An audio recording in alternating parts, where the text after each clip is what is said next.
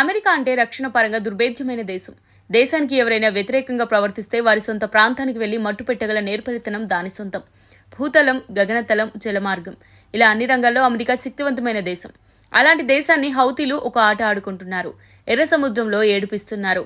అమెరికాకు చెందిన అమెరికా వెళ్తున్న వాణిజ్య నౌకలను హైజాక్ చేస్తున్నారు, దారి మళ్లిస్తున్నారు. శాస్త్ర సాంకేతిక రంగాల్లో తోపులాంటి అమెరికాకు చిక్కకుండా దాస్తున్నారు.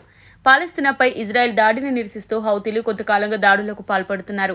ఇజ్రాయెల్ దేశానికి అనుకూలంగా ఉన్న అమెరికాపై నిప్పులు కక్కుతున్నారు. ఇజ్రాయెల్ వెంటనే దాడులు మానుకోవాలని ఎర్ర సముద్రంలో పాగా వేశారు. ముఖ్యంగా యూరప్, ఉత్తర అమెరికా, దక్షిణ అమెరికా, ఇంగ్లాండ్లోని కొన్ని ప్రాంతాలకు సరుకులు రవాణా చేస్తున్న నౌకలను అడ్డుకుంటున్నారు.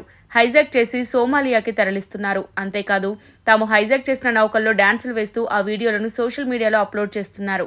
అయితే గతంలో హౌతీలు అమెరికాకు చెందిన ఒక నౌకను ఎర్ర సముద్రంలో హైజాక్ చేయగా ఆ సమాచారం భారత నావికా దళానికి రావడంతో ఆ కుట్రను ఛేదించింది. హౌతీల నుంచి ఆ నౌకను కాపాడి అమెరికాకు అప్పగించింది. ఎప్పుడైతే భారత్ ఈ పని చేసిందో వెంటనే అమెరికా మేల్కొంది. బ్రిటన్ సహాయంతో హౌతీల స్థావరాలపై 6 సార్లు దాడి చేసింది. బ్రిటన్ కూడా ఒకసారి దాడి చేసింది. అయినప్పటికీ హౌతీలు తాము హైజాక్ చేసిన నౌకల సమాచారం అమెరికాకు చెప్పలేదు. అంతేకాదు ఎర్ర సముద్రంలో హౌతీలు తమ పట్టు పెంచుకుంటున్నారు. ఒకవైపు తమ స్థావరాలపై అమెరికా దాడులు చేస్తున్నప్పటికీ ఏమాత్రం వెనుకంజ వేయడం లేదు.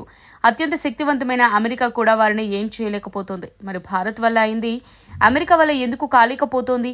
హౌతీలను ఎందుకు నిలువరించలేకపోతోంది? కనీసం తన నౌకల జాడలను కూడా పసిగట్టలేకపోతోంది. హౌతీల దాడికి అగ్రరాజ్యం నిలబడలేకపోతోందా, లేకుంటే వ్యూహాత్మకంగా మౌనం పాటిస్తోందా? హౌతీలను మొత్తం లేకుండా చేసే ప్రణాళిక ఏమైనా రచిస్తోందా? ఈ ప్రశ్నలకు కాలం గడిస్తే కానీ సమాధానం లభించేలా లేదు.